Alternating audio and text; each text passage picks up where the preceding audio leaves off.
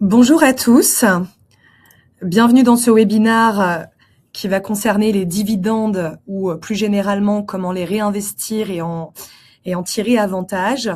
Avant de démarrer, on va d'abord faire les tests techniques. Est-ce que tout le monde m'entend? Est-ce que tout le monde voit la présentation? Est-ce que tout le monde me voit? Je vais vous laisser répondre dans le chat préalablement. Tout est parfait.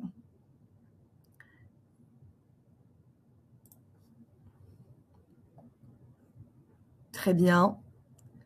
Je pense qu'on nous entend. N'hésitez pas à utiliser le chat. Très bien. On va pouvoir démarrer. On est assez nombreux aujourd'hui. Je voudrais d'abord, avant de commencer, savoir qui effectivement serait potentiellement concerné par des dividendes. Est-ce que je suis essentiellement avec des chefs d'entreprise, peut-être des directeurs administratifs et financiers parfois, des personnes qui seraient titulaires de sociétés civiles, patrimoniales notamment, qui souhaiteraient sortir des dividendes. N'hésitez pas à me dire ce qui est concerné s'agissant des sociétés que vous représentez ou que vous dirigez tout simplement. Est-ce que j'ai des dirigeants de TPE, PME, peut-être des dirigeants de plus grosses entités qui seraient responsables de trésorerie? Ça arrive parfois. Dirigeants, très bien.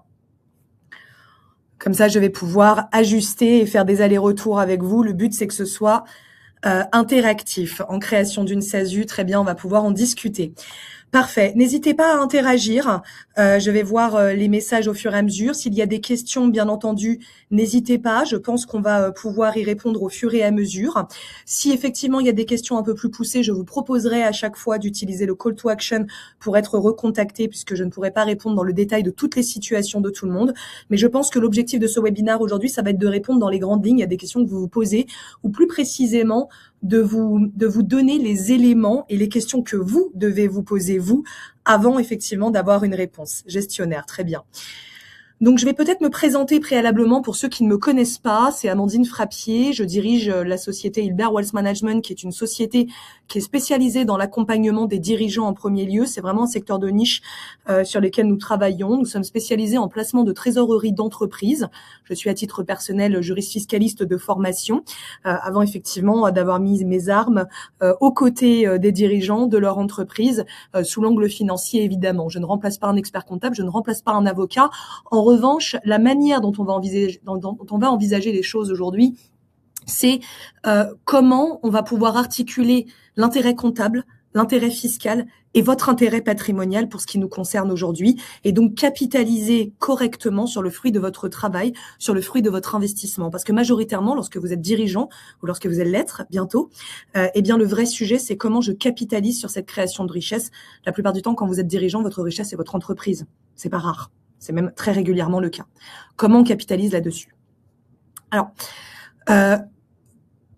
sur la capacité et les questions à se poser aujourd'hui, les questions courantes, c'est dès lors que vous avez un dividende. Je rappelle que ça veut dire que votre entreprise est bénéficiaire. D'abord, bravo à tous, parce que ça veut dire que on se pose des questions qui sont plutôt positives.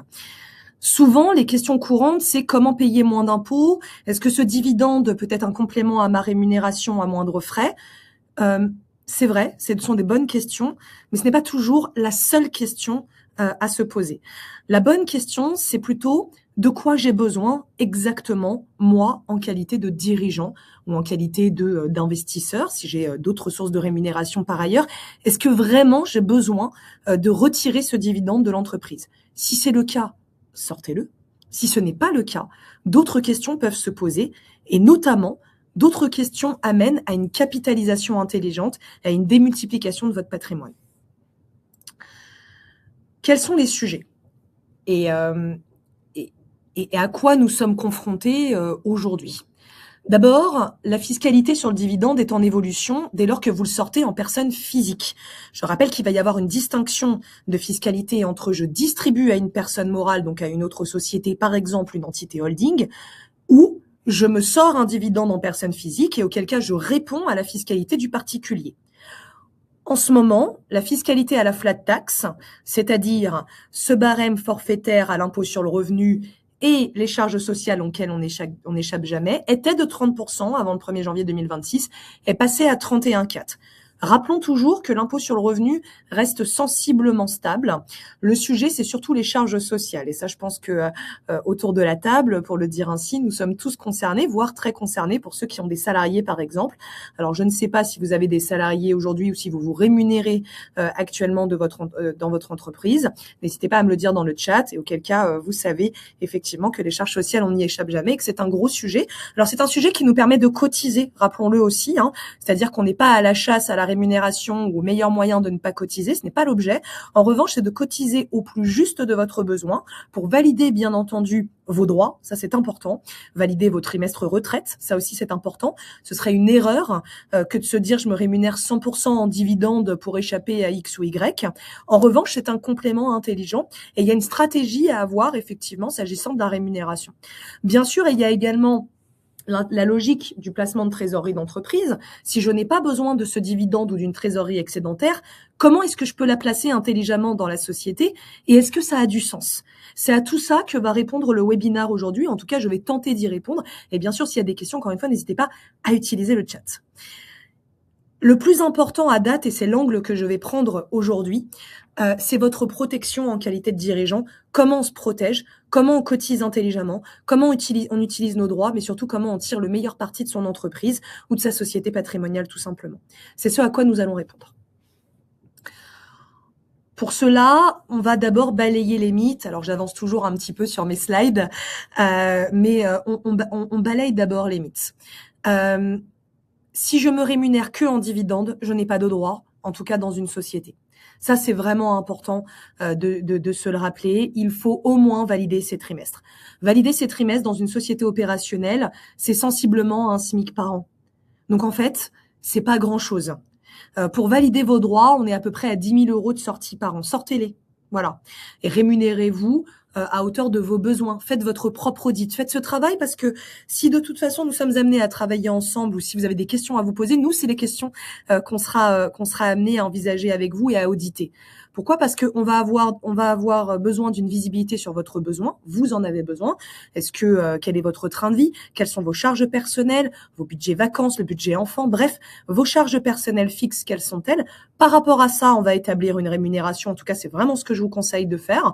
Et ensuite, les extras, on peut les compenser en dividendes ou effectivement se dire je fais un petit complément de ma rémunération au début d'année, fin d'année en div. Très bien. Et le reste, je le place. Je ne le sors pas si je n'en ai pas besoin, bien sûr. Ça, c'est un point qui est important. OK. Ce qu'est réellement un dividende, en effet, c'est un résultat. Ça peut être un complément de revenu, mais ce n'est pas un revenu de fait et de droit. D'accord? En revanche, c'est surtout un outil patrimonial puissant et c'est justement ce qu'on va être amené à voir. Alors, j'ai une question dans le chat de Laurent. Vaut-il mieux laisser sa trésor dans la holding ou la distribuer et la placer à titre personnel en assurance vie, par exemple? C'est des choses qu'on va être amené à voir justement à la fin de ce webinaire. D'accord? Sur la rémunération en elle-même, d'abord, et je viens de le dire et je le répète puisque je suis amenée à voir des situations vraiment dramatique quand c'est trop tard, on a plus de 60 ans, on est à l'aube de la retraite, on s'est rémunéré 100% en dividendes pendant très longtemps. On voit des situations qui sont très très compliquées s'il n'y a pas eu de stratégie derrière et même, encore une fois, même si bien sûr on ne compte pas sur l'État, chers dirigeants, pour nous donner notre rémunération à aujourd'hui, ça ne veut pas dire qu'il ne faut pas valider ses droits. Voilà, ça ne veut pas dire qu'il ne faut pas valider ses droits. Ça, c'est un point important. Vous travaillez beaucoup, vous validez vos droits, vous validez vos trimestres, bien sûr. On voit des situations qui sont très compliquées par la suite. C'est rare, mais ça arrive. Parfois, des experts comptables qui, malheureusement, omettent la dimension de la validation des trimestres. Ils sont rares, mais ça existe. Donc, je le répète et vraiment, j'insiste, validez vos trimestres. Rémunérez-vous décemment. L'extra, vous le placez. Voilà. Et là, je commence du coup à répondre à la question de Laurent, qui est est-ce qu'il vaut mieux placer sa trésor? En réalité, la réponse est oui, mais cela dépend de votre situation et de vos besoins.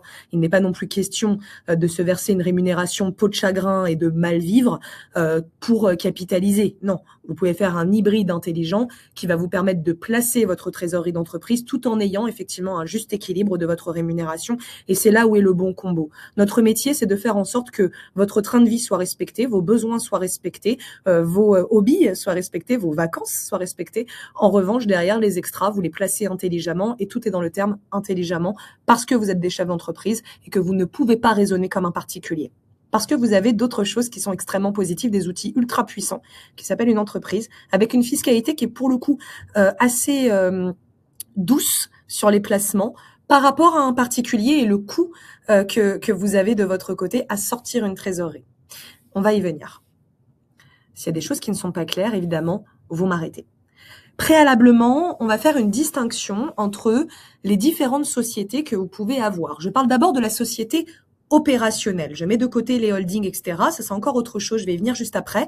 La holding est un outil. D'accord? En revanche, la société opérationnelle, c'est le cœur du réacteur, c'est votre business. Alors peut-être dans le chat, n'hésitez pas à me dire si vous êtes en société civile, SAS, SARL pour les sociétés opérationnelles, c'est-à-dire le cœur de votre réacteur. Est-ce que vous êtes en société aujourd'hui? Est-ce que vous vous interrogez? N'hésitez pas à me le dire, comme ça, ça me permettra justement d'avoir les lignes directrices de ce webinaire. Mais effectivement, il y a une différence entre les deux sur les distributions de dividendes si elles sont détenues en personne physique. Je laisse de côté pour l'instant les personnes qui auraient déjà une holding, d'accord?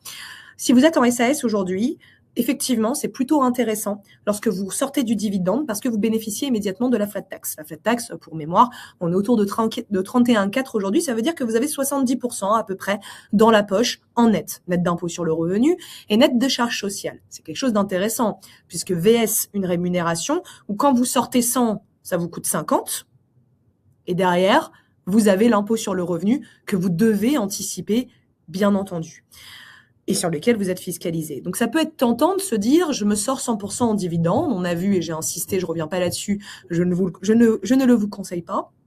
En revanche, il peut y avoir un juste milieu, quelque chose d'intéressant, à faire un hybride, un équilibre entre effectivement une partie de rémunération en dividende et puis une partie en assimilé salarié, puisque lorsque vous êtes en SAS, vous êtes assimilé salarié. C'est ce qui fait aussi que vous payez un petit peu plus de charges sociales par rapport à la SARL, justement, j'y viens.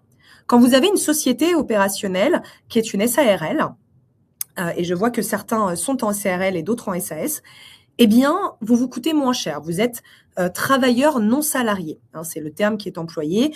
C'est la rémunération du dirigeant majoritaire. Donc, en qualité de TNS, dit plus communément, eh bien, vous avez des charges sociales un peu moins importantes. Donc, votre rémunération vous coûte un peu moins cher, environ 10%, d'accord? Ça vous coûte 45% vs 55, c'est quand même 45%. Hein.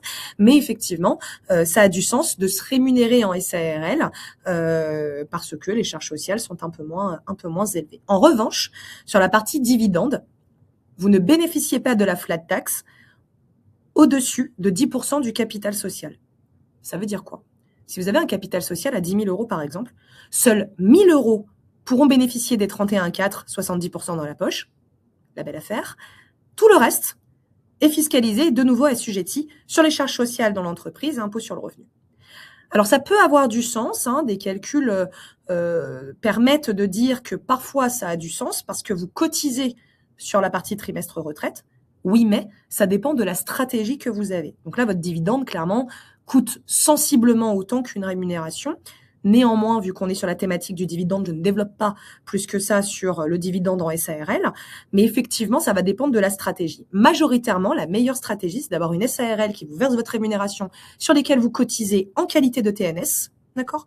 Et le reste, soit vous avez une holding qui vous permette de sortir du dividende si vraiment vous en avez besoin en personne physique, mais ça, ce sont des arbitrages que l'on pourra faire autour d'un rendez-vous, par exemple, ou si vous vous posez tout seul les bonnes questions, celles qu'on a vues juste avant, vous pouvez le faire tout seul, cet arbitrage, de quoi j'ai besoin au quotidien, quelle est la rémunération que je peux sortir et donc comment j'arbitre éventuellement entre ma rémunération de salarié ou assimilé salarié ou TNS et un complément éventuel en dividende, le reste je capitalise. Et là, deux choses, soit vous avez une holding et vous remontez un dividende dans une holding avec une fiscalité proche de zéro, j'y viendrai tout à l'heure, mais là on considère que vous n'en avez pas besoin parce que vous allez capitaliser là-dessus sur la trésorerie de l'entreprise en elle-même, soit vous n'avez pas encore de holding ou ce n'est pas pertinent à un instant T, et donc vous placez tout simplement cette trésorerie depuis votre société opérationnelle. Et là, il n'y a pas que des comptes à terme ou des dépôts à terme bancaires, vous avez multiples autres solutions qui vous permettent effectivement de placer cette trésorerie qui est OK par rapport à votre objet social, il n'y a pas de problème par rapport à cela, des solutions pertinentes qui seraient en phase avec vos besoins en trésorerie court, moyen terme. Mais si on parle de dividende, en principe, on est déjà sur du long terme, donc on peut faire beaucoup de choses, puisque dividende égale bénéfice. Et donc, en principe, indépendamment de la trésorerie qui va servir à votre besoin en fonds de roulement qu'on calibre avec vous et souvent d'ailleurs avec vos experts comptables aussi, on travaille en partenariat avec eux, on va définir cette trésorerie plus ou moins à long terme qu'on pourrait placer, sur lesquelles vous pourriez capitaliser. Je rappelle que placer sa trésor ou son dividende, s'il y a du résultat, ça amène un chiffre d'affaires complémentaire qui peut payer une bonne partie par la suite de vos charges. Donc c'est pour ça que ça a du sens de placer sa trésor. Si on n'a pas besoin de payer ses charges et qu'on est vraiment sur de l'excédent de trésorerie et un dividende en tant que tel dont la société opérationnelle n'en a pas besoin, vous l'utilisez à des fins patrimoniales. Ça va être tout l'objet de notre webinaire aujourd'hui. Est-ce que jusque-là, j'ai tout le monde avec moi? Est-ce que c'est clair? Je parle un peu vite. N'hésitez pas à me dire si ça ne l'est pas et s'il y a des choses sur lesquelles je dois revenir. J'ai l'impression que pour l'instant, tout le monde a le fil. Ok, très bien.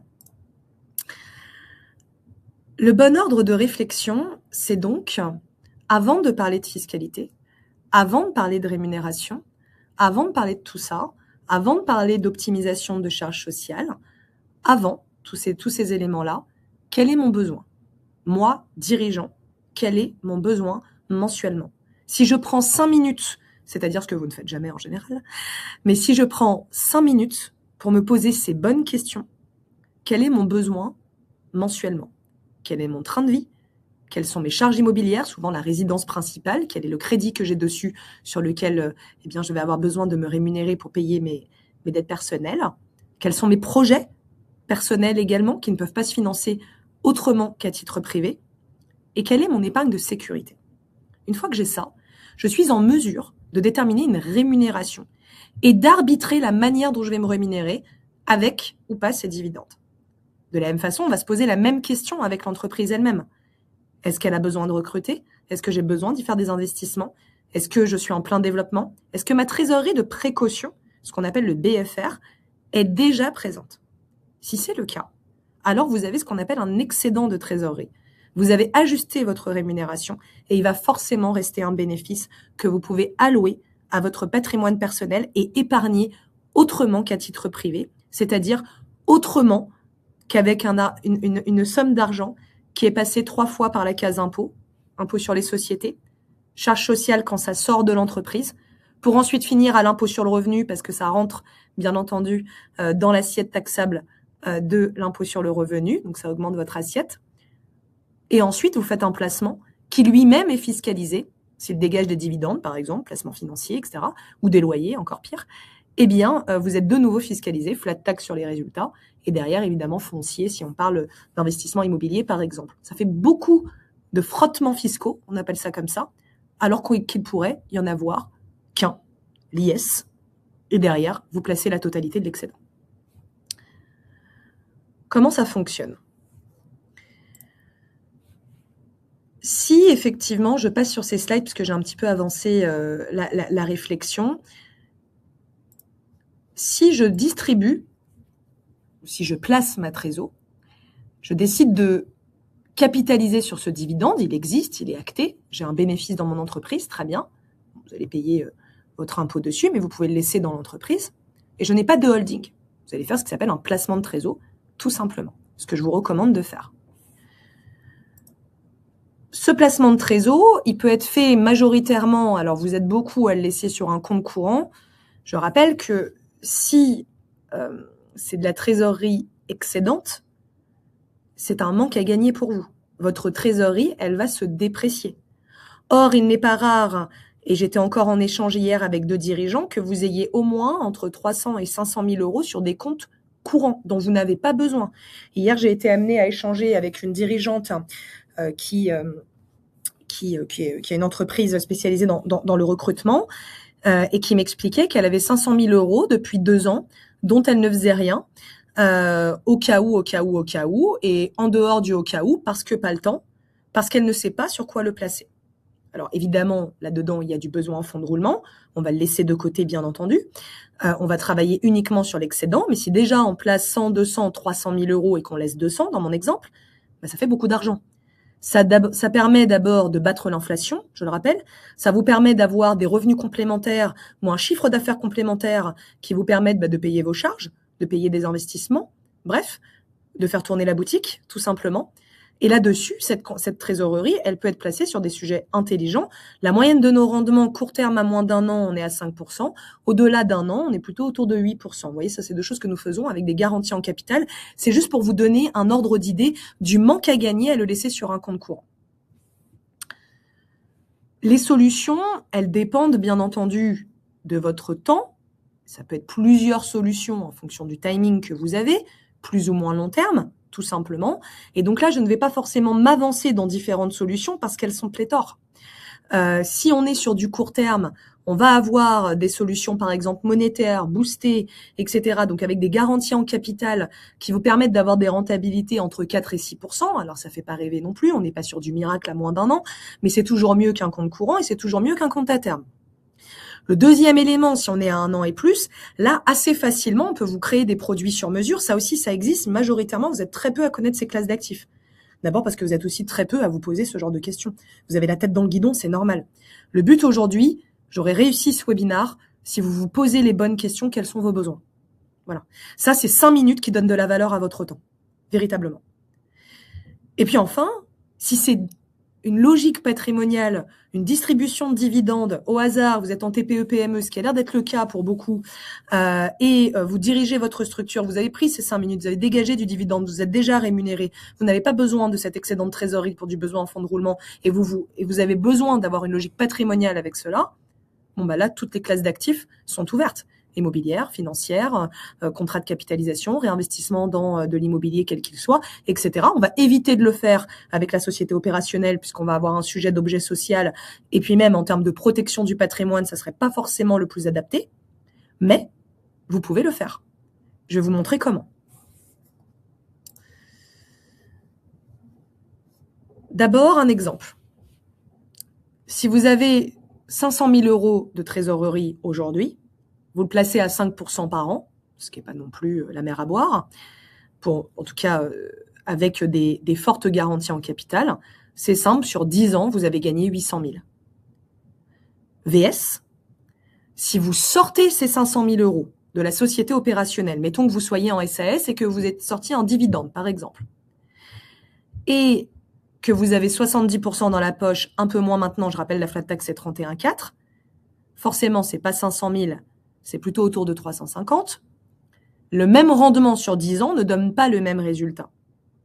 Alors là, vous allez pouvoir me dire, oui, mais Amandine, si je sors cet argent dans 10 ans VS maintenant, finalement, ça revient un petit peu au même. Je vais de toute façon avoir une fiscalité sur la flat tax. Et là, je vous dirais, c'est vrai, mais pas sur la même assiette. Et ça fait absolument toute la différence. De la même façon, les fruits inhérents au placement seront fiscalisés à l'impôt sur les sociétés, 15% si on se débrouille bien, 25% si on s'est mal débrouillé. On va faire en sorte de bien se débrouiller. C'est tout. VS, si effectivement j'ai cette fiscalité sur les fruits de mes placements en personne physique, rebelote flat tax, ou si immobilier, foncier. Dernière tranche marginale d'imposition, plus 17,2 de charges sociales. C'est encore 17,2 pour ceux qui se posent la question pour le foncier. Ils ne l'ont pas augmenté, la CSG, CRDS pour ça. Bref, ça fait quand même sur des tranches à 30 minimum 30 plus 17,2, minimum 47,2, pardonnez-moi, jusqu'à effectivement 62%, voire 65% pour certains, c'est beaucoup. Ou alors 30% minimum sur les fruits uniquement qui auront été générés par le placement. Donc, ça fait beaucoup de frottements fiscaux, encore une fois, pour un résultat qui peut être similaire et optimisé si on fait autrement parce que vous êtes dirigeant. Être dirigeant, c'est beaucoup de responsabilités, parfois du stress, parfois des réussites, mais ça vous permet surtout de faire des choses que d'autres ne peuvent pas faire, piloter. Vous pouvez piloter votre patrimoine. Ça, c'est quelque chose d'extrêmement intéressant et important à avoir en tête. Je suis partie d'un exemple où je dirigeais une entreprise uniquement en personne physique. Si vous décidez à un moment donné, ou si vous avez la possibilité, aujourd'hui, vous êtes peut-être certains à être concernés, encore une fois, n'hésitez pas à interagir dans le chat. Vous vous posez la question de cet excédent de trésorerie, et si on travaille ensemble, ou si on est déjà, vous êtes déjà client de la structure, je vois certains de mes clients connectés, effectivement, la question qui se pose, c'est est-ce que oui ou non, ça a du sens de faire remonter cela dans une holding, si elle existe, de le faire remonter, Si elle n'existe pas, est-ce que je dois la créer? Est-ce que ce sera pertinent aussi dans le futur? Je pense à Thierry qui va créer sa SASU incessamment sous peu. On fait des prévisionnels dans ce cadre-là et ça va dépendre de votre business model. Mais une holding peut aussi être créée a posteriori. Alors rappelons d'abord qu'une holding n'est pas magique. Voilà. Je sais qu'il y a beaucoup de contenus qui peuvent être présents sur les réseaux sociaux, etc. Je vais avoir le même discours que mes amis experts comptables et avocats. Une holding n'est pas magique. C'est un outil qui va vous permettre de réinvestir. Si réinvestissement il y a, si vous ne remontez pas de dividendes, si vous avez besoin de la totalité de votre rémunération, que vous avez un énorme train de vie, il n'y a pas de jugement dans ce que je dis, ne faites pas de holding. Ça n'aurait aucun sens d'un point de vue patrimonial. Voilà, je laisse de côté pour aujourd'hui l'intérêt du réinvestissement du dividende, par exemple, ou de flux intra-groupe. Si vous avez d'autres entreprises, auquel cas ce serait même pas du dividende, ça serait ce qu'on appelle des management fees entre les différentes entités, des conventions intra-groupe qui vous permettent de réinvestir dans d'autres business. Je laisse ça de côté. Là, le but du webinaire est bien sûr de travailler sur de la capitalisation personnelle. Et si on parle de dividende, on parle de ça. La holding n'est pas magique s'il n'y en a pas. La holding n'est pas magique si vous avez besoin de ce dividende pour vivre. Pourquoi ? Parce que si c'est pour rajouter une entreprise pour refaire sortir du dividende à la flat tax, ça n'a aucun intérêt d'avoir créé un pont complémentaire qui a des coûts. Un coût de comptabilité, un coût de création de structure et qui rajoute un an de décalage sur la distribution du dividende, évidemment. 1 an, je remonte du dividende à la holding. 2 ans, la holding acte et peut distribuer à vous en personne physique. Donc, ça n'aurait aucun sens. Je suis donc bien dans une logique où j'ai un excédent de trésorerie, j'ai un dividende à distribuer et donc, je m'interroge sur si je n'en ai pas besoin, alors comment je peux capitaliser là-dessus, comment je peux intelligemment le placer. D'abord, quelle est la logique de la holding ? Quand vous avez une personne morale, c'est une société, d'accord ? Qui en détient une autre. Parce que je rappelle qu'une holding de base, ça ne veut rien dire. En anglais, to hold, c'est détenir quelque chose. C'est donc un objet social. Ce n'est pas une entreprise en tant que telle. Laurent nous partageait effectivement, merci Laurent, qu'il avait une holding en SAS et une SARL en société opérationnelle. Ça veut dire qu'on peut imaginer que depuis la société opérationnelle, Laurent se rémunère par exemple en TNS, puis remonte du dividende et en place une partie et en sort une autre éventuellement en fonction du besoin ou pas. Auquel cas, c'est intéressant puisque la SAS permet de sortir un dividende à la flat tax en personne physique, mais la SAS fait office dans ce cadre-là de holding. La SAS, c'est la structure qui a pour objet social de détenir une entreprise et de faire des placements. La plupart du temps, on va veiller à ce que vos holdings ou celles qu'on va être amenés à créer ensemble avec nos amis avocats et experts comptables par la suite, à ce que l'objet social de la holding soit large et qui vous permette de faire de très larges réinvestissements financiers, immobiliers, en France, à l'étranger, en personne morale, en personne physique, de private equity, etc. Bref, on rentre tout dans l'objet social pour faire notre travail et que vous puissiez être libre de vos choix. Ça, c'est quelque chose d'extrêmement important, être libre de ses choix. L'intérêt de la holding, c'est que lorsque vous remontez du dividende, il n'est pas fiscalisé à la flat tax. Il répond à ce qu'on appelle un régime mère-fille. Je vais volontairement avancer sur mes slides. Il répond à ce qu'on appelle la logique mère-fille. Mère-fille, sans rentrer dans le détail, vous avez une exonération du dividende à 95%, sous réserve d'une quote-part pour frais et charges, QPFC pour les intimes de 5 points. Seuls ces 5 points sont fiscalisés à l'impôt sur les sociétés. Et pour faire court, puisque nous sommes juste avant le déjeuner, donc je ne voudrais pas vous polluer, en grosse synthèse, majoritairement, vous êtes fiscalisé entre 0,75 jusqu'à maximum 1,25 de fiscalité sur votre dividende. C'est un maximum.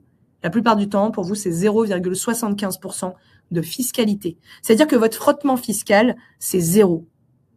Autrement dit, si je remonte un dividende en personne morale, je remonte quasiment 100% de mon résultat. Si je sors du dividende en personne physique et que je suis assujetti à la flat tax, je n'ai que 70% dans la poche, même un peu moins de 70% aujourd'hui. On voit donc bien que ma capacité de réinvestissement n'est pas la même. Je perds 30% d'un côté, je gagne 30% de l'autre. En tout cas, je ne les ai pas perdus, plus précisément. Alors, quel est l'intérêt ? L'intérêt, évidemment, c'est la capitalisation. Et là, je vais répondre à une des questions de Laurent, qui est, est-ce que j'ai un intérêt à faire un placement en holding ou à le sortir et à le mettre en personne physique ? et à faire des placements, par exemple, assurance vie, etc. J'ai envie de dire les deux. Mais votre effet boule de neige, il est bien plus puissant avec votre holding. Pourquoi? Parce que votre holding, elle va faire des placements en contrat de capitalisation, par exemple. Un contrat de capi, c'est le cousin de l'assurance vie pour les personnes morales, qui fait que chaque placement à l'intérieur du contrat de capi aura une fiscalité proche de zéro, même pas à l'impôt sur les sociétés. C'est un micro-forfait annuel qui est vraiment ridicule, pour ne pas dire zéro. Ça fonctionne donc comme l'assurance vie, c'est-à-dire que même là, il n'y a pas d'IS sur le résultat. Deuxième possibilité, vous placez en compte titre votre trésor. Et là, il y a pléthore de solutions de placement qui existent, qui sont d'ailleurs parfois garanties en capital. Et oui, même en compte titre. Vous pouvez faire des placements immobiliers, par exemple. Par exemple, de l'immobilier indirect, SCPI, ou de l'immobilier direct, auquel cas je vous conseillerais plutôt de créer une société civile immobilière en filiale, mais l'avantage, c'est que vous réinvestissez avec 100% de votre argent et pas avec 70%, ou pire, ou avec 50% si c'est un salaire, ou vous réinvestissez en participation auprès d'autres sociétés. Et là aussi, c'est pertinent. J'ai été parfois amenée à voir des dirigeants qui investissaient dans d'autres business, donc ça leur coûte des frais de rémunération à minima un dividende pour réinvestir dans un business. Ça n'a pas beaucoup de sens. On crée une holding, on fait un court-circuit et on réinvestit dans l'autre business. Et au passage, là, pour le coup, l'État est plutôt d'accord. Parce que vous êtes le PIB de la France. Donc, tout ceci fait que votre holding est un écosystème qui va éviter à un instant T les frottements fiscaux. Bien sûr, je pense que la question sous-jacente que vous me posez dans le chat, c'est oui, mais à un moment donné, je vais de toute façon devoir payer. C'est une réalité. Bien sûr que c'est une réalité. Mais si vous sortez un dividende aujourd'hui, par exemple 100 000 pour prendre une base 100, vous avez une flat tax à 31,4, il vous reste donc 68 000 aujourd'hui. Ça, c'est tout de suite, on n'a même pas encore fait de placement. Il tourne par exemple à 8% pendant 10 ans. Eh bien, à un moment donné, vous avez en valeur brute 148 000. De l'autre côté, c'est-à-dire sans la fiscalité sur les résultats des 8%, de l'autre côté, vous remontez dans une holding. Vous placez 100 000. Vous avez un frottement fiscal qui est absolument ridicule. Je suis gentil, j'ai mis un 25, c'est 0,75 si on parle de 100 000 euros par an. Mais mettons qu'on soit au pire. Au pire, c'est 1,25. Eh bien, c'est pas du tout la même chose. Parce que vous avez 30 000 de plus à réinjecter. Et l'exponentialité du placement est la seule chose qui ne se rattrape pas. Plus communément appelé, on va l'appeler l'effet de boule de neige. Cet effet boule de neige, qui est donc une capitalisation des intérêts composés, une exponentialité des intérêts qui s'accélère au fur et à mesure du temps, parce que les intérêts qui donnent des intérêts, etc., ne se rattrapent pas, donne forcément une distinction à la fin, c'est-à-dire que d'un côté, vous avez fait 50%, de l'autre côté, vous avez fait 100%. Ça, c'est pas de la magie, c'est l'exponentialité des intérêts, c'est une capitalisation sur votre travail, et c'est le fruit des frottements fiscaux qu'on a fait reculer. Alors effectivement, à la fin, si vous décidez malgré tout de sortir à 10 ans dans mon exemple, ça peut être moins, mais à 10 ans dans mon exemple de la holding, bah là, rebelote, j'ai la flat tax. Et là, la belle affaire, Amandine, on a juste reculé pour mieux sauter, très bien. Ben oui, mais non. Parce que la flat tax s'applique sur une base qui n'est pas du tout la même, et vous pouvez faire les calculs dans tous les sens. Si vous mettez la flat tax sur 100 000 vs la flat tax sur 213 000, c'est pas du tout le même résultat. Vous avez quand même 70% dans la poche de quelque chose qui a tourné à 100% pendant 10 ans et sur lesquels vous avez pu capitaliser. Ça ne donne absolument pas le même résultat. Vous avez retardé votre fiscalité et toute fiscalité in fine est toujours plus avantageuse pour vous si vous avez fait quelque chose de ses fruits. Tout est dans le « si vous avez fait quelque chose de ses fruits ». Si vous n'en faites rien, si vous n'avez pas de stratégie pertinente, sortez-le, faites-vous plaisir à un instant T, ça n'a pas de sens, effectivement. Mais si on est dans une logique de construction patrimoniale, de protection, de transmission, alors ça a du sens. Et tout est pertinent. Je vais même aller plus loin. Ce que nous faisons au sein du cabinet, et c'est vraiment là-dessus que j'attire votre attention, ce que nous faisons au sein du cabinet, c'est que nous construisons votre patrimoine au fur et à mesure. Donc, on fait des plans patrimoniaux en fonction du temps que vous avez. Un dirigeant que je rencontre à 30 ans, à 40, à 50 ans, évidemment, d'abord, n'aura peut-être pas toujours les mêmes possibilités, n'a pas le même temps, et donc on va ajuster la stratégie. Mais dans tous les cas, l'objectif est le même. Comment je fais en sorte que demain, cette holding devienne ma retraite?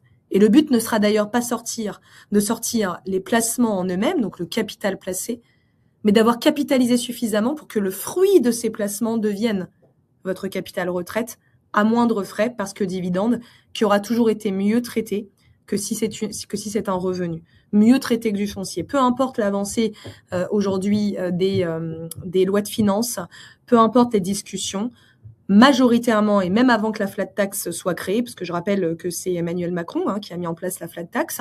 Avant cela, il y avait des abattements, mais voilà. Eh bien, malgré cela, avant la flat tax, le dividende a toujours été mieux traité. Le but du jeu étant que vous ayez le choix, ça c'est important, que vous ayez le choix entre différentes méthodes de rémunération et que votre holding soit le fer de lance de votre patrimoine. Je vois que j'ai une question dans le chat. Est-ce que vous proposez des solutions ou des fonds qui restent disponibles? Oui, effectivement, très bonne question. On m'interroge sur est-ce que nous faisons des placements, est-ce qu'il existe des placements qui resteraient disponibles? La réponse est oui. La capitalisation, les placements qui peuvent être faits s'adaptent à votre situation et doivent s'adapter à votre situation. Quand par exemple, j'ai souvent des personnes qui en ce moment d'ailleurs, c'est intéressant, malgré une conjoncture qui pourrait être plutôt inquiétante et parfois anxiogène, j'ai beaucoup de clients ou de prospects qui nous demandent des placements en private equity, etc. Alors qu'il n'y a pas de trésorerie de précaution. Nous attirons grandement leur attention sur le fait que ces placements de trésorerie en private equity, bien sûr, le private equity peut être un point extrêmement intéressant et bien sûr que nous le faisons. En revanche, par exemple, sur ces placements très long terme, on va toujours faire attention à la trésorerie disponible. Ça, ce sont des choses importantes. La trésorerie disponible, c'est votre backup. Ça ne veut pas dire qu'il ne faut pas la placer, mais bien sûr qu'il existe des solutions de placement pertinentes à moins d'1 an, même à 6 mois, qui vous permet d'avoir une rentabilité qui soit au plus près de votre réalité. Si effectivement on a 6 mois, 1 an, on ne va pas faire le même placement que si on a 5 ans. On peut d'ailleurs en faire plusieurs. Et majoritairement, c'est ce qui se passe. Nous faisons des allocations.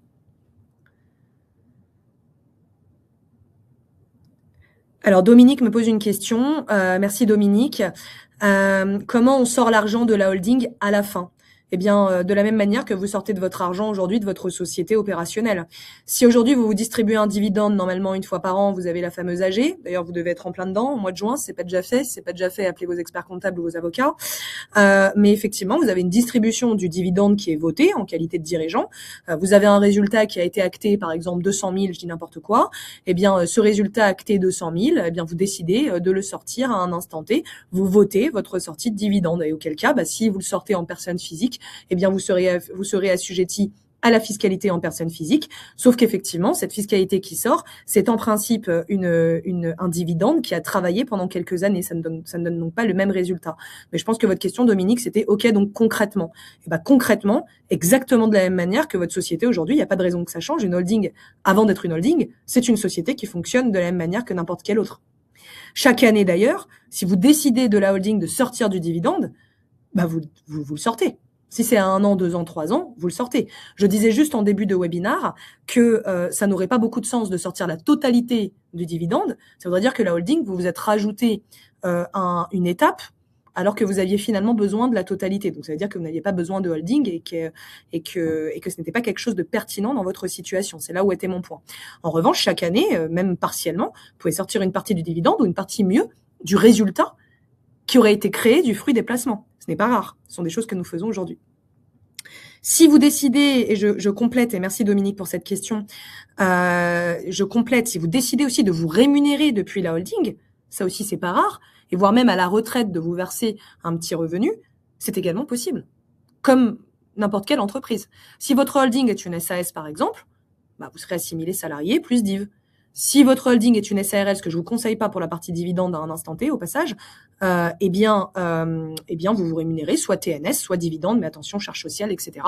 Début de webinar. D'accord? Donc, tout dépend de votre stratégie. Et quand vous êtes à la retraite, votre holding n'est plus une holding. Vous avez soit vendu votre société, auquel cas l'intérêt de la holding, ça, j'en profite, ça fera peut-être l'objet d'un autre webinar, mais l'intérêt de votre holding, c'est que le fruit de votre vente, il est fiscalisé à 3% maximum à l'heure où je vous parle, VS flat tax. 30%, 31,4 exactement. Donc ça fait une grande différence. Vous vendez 1 million, par exemple, vous avez plus de 900 000 euros, effectivement, 970 000 exactement, dans la holding. VS, vous vendez à un tiers. Alors, ça dépend évidemment des conditions, retraite, abattement, bref, qui pourront être pertinents en fonction des cas individuels. Mais sinon, c'est flat tax, bien sûr. Cécile me pose la question, peut-on racheter ces trimestres de retraite et à quel coût en SAS? Alors, racheter ces trimestres de retraite, vous le ferez toujours avec votre argent personnel. Attention à ça. Oui, ça a du sens. Moi, je travaille avec un partenaire qui est complètement indépendant, qui crée des dossiers honoraires et qui travaille sur la pertinence, effectivement, de l'achat retraite VS l'intérêt que vous pouvez récupérer sur le fruit de ces cotisations dont vous auriez besoin. Ça peut être quelque chose de pertinent, effectivement, en complément d'une stratégie rémunération et d'une stratégie capitalisation. D'accord? Je ne sais pas si ça répond à votre question. Attention, en revanche, vous ne pouvez pas racheter vos trimestres. En tout cas, c'est un peu touchy, pour être très clair, de racheter ces trimestres via l'entreprise pour un sujet privé. La plupart du temps, vous allez devoir utiliser votre épargne. Donc, c'est là où il va y avoir un arbitrage entre est-ce que j'utilise mon épargne personnelle pour avoir une cotisation retraite complémentaire? Ça peut avoir du sens en fonction de votre situation. En revanche, utiliser de l'argent de l'entreprise pour racheter ces trimestres comme un investissement, si c'était ça votre question, je ne vous le conseille pas.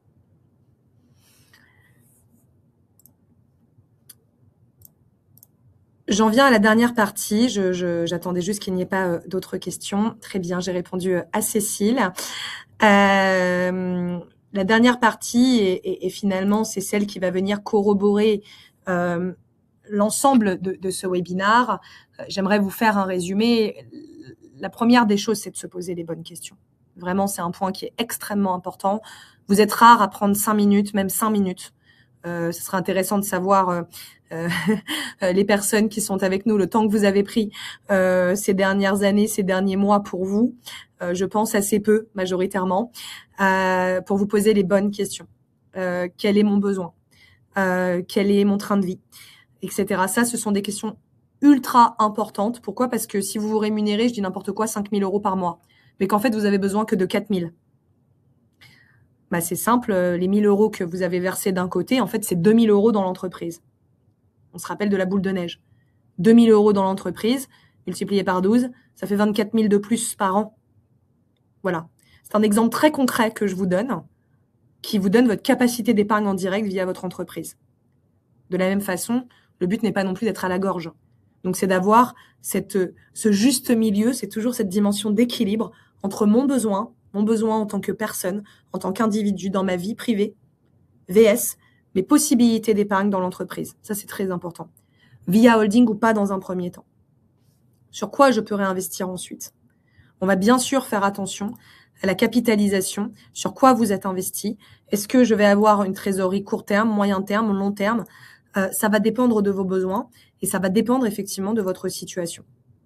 Je le disais tout à l'heure, vous avez la possibilité en entreprise d'investir sur pléthore de solutions. Placement financier, immobilier, autres sociétés. La seule chose sur laquelle vous ne pouvez pas investir via une personne morale, c'est de l'assurance vie. C'est à peu près tout. Donc, c'est tous ces investissements, à titre privé. PEA, par exemple, assurance vie. Sensiblement, ce sont les seuls exemples. Mais à côté de ça, vous avez tout le reste de la classe d'actifs, des frottements fiscaux qui sont complètement maîtrisés et surtout cette logique boule de neige. Maintenant, si on rentre à titre privé et que vous sortez du dividende à titre privé, encore une fois, si c'est pour en faire le fruit de votre épargne, vous avez la possibilité d'investir sur absolument toutes les solutions. Et là, pour le coup, je ne rentre pas forcément dans le détail. Bien entendu, vous pouvez réinvestir en assurance vie, en PER compte titre immobilier, mais si je fais une boucle avec la question de Laurent qui est avec nous, je crois encore, et qui m'indiquait très bien, mais quel est l'intérêt entre une holding et un contrat d'assurance vie, je vais vous répondre. La question, c'est quel est votre besoin? Deuxième élément, si vous le mettez dans une assurance vie, ça veut dire que vous n'aviez pas besoin de cet excédent de trésorerie, mais surtout l'argent que vous allez mettre dans cette assurance vie est déjà passé 3 fois par la case impôt, charges sociales, éventuellement dividendes. Donc, au mieux, vous avez réinvesti 70% dans votre placement, VS 100% quasiment. Ça fait toute la différence puisque derrière la rentabilité va être la même, que on peut faire les mêmes choses au sein de notre cabinet. L'assurance vie, c'est de l'assurance vie. On met ce qu'on veut à l'intérieur. On peut avoir sensiblement les mêmes performances. C'est pas le débat. Mais la même performance sur un montant qui a été diminué de 30% vs 100%, vous pouvez faire les calculs dans tous les sens. Ça donne pas le même résultat. Voilà le point. Je m'arrêterai là. Je vais prendre un moment pour répondre à vos questions. Merci d'avoir interagi. Je pense que ça a rendu le webinaire un peu plus vivant. C'est important, surtout quand vous êtes confronté à vos propres sujets. Est-ce que j'ai répondu à toutes les questions? Est-ce qu'il y a des points sur lesquels vous souhaitez que je revienne? Est-ce qu'il y a des éléments même qui ont inspiré un prochain webinaire sur lesquels nous pourrions faire un focus? On va commencer à faire des focus d'une demi-heure sur des thématiques encore plus précises. Par exemple, le compte titre, du contrat de capitalisation, le placement de trésor en lui-même, des exemples de placement de trésorerie. N'hésitez pas à me dire si ça aurait du sens pour vous, par exemple. On travaille aussi avec nos clients, nos prospects, les personnes qui nous écoutent. N'hésitez pas à me dire également quels sont vos challenges actuellement, les décisions auxquelles vous êtes confrontés, ce qui va nous inspirer pour un futur webinaire. Et entre-temps, je reste disponible quelques minutes pour les questions que vous pourriez avoir. N'hésitez pas à me le dire dans le chat.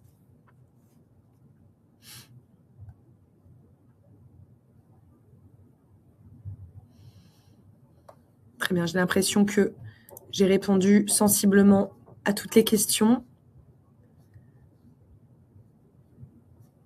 Très bien. Merci Guillaume. Merci Marie. Très bien, pas de questions. Je vais m'arrêter là, nous restons disponibles. N'hésitez pas, si vous souhaitez être rappelé à cliquer sur le call to action. Également, merci Isabelle, merci Cécile. Très bien, si j'ai pu éveiller votre curiosité. Merci pour les idées de webinaire. Très bien. On va faire effectivement un webinaire sur les placements.